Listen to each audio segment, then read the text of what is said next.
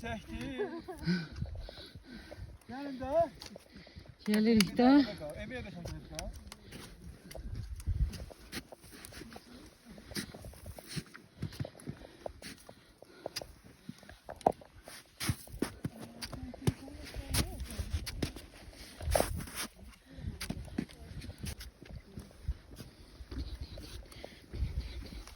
Şəkilləri biraz dayanan mən cəmaatı çəkim.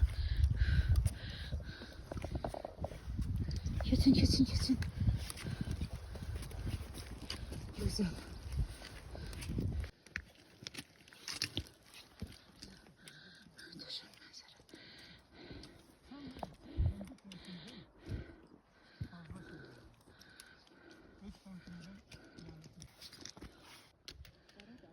Boşum cəmaat çəkirəm sizi hamınız baxın qəşəng mənzərədəyik. Kəpəz mənzərəsidir. Necədir işlər?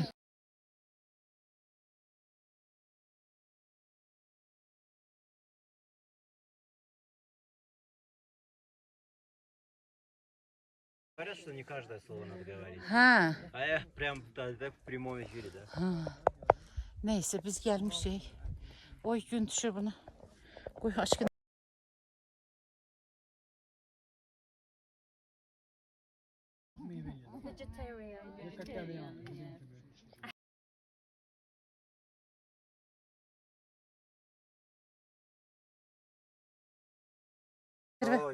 Ben taşlardı bu düzü. Ben taşlardı yığıp. Babək. Gel video çəkdirək. Gel gel.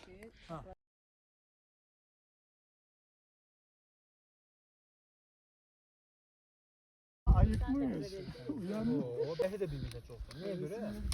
3168 metre hündürlüğündeyiz. Bizim Aha, çiselerimiz 3168 metr. Ben alim. Aha, neçə saatda gəlirik? O araştırdı. Neçə kilometr?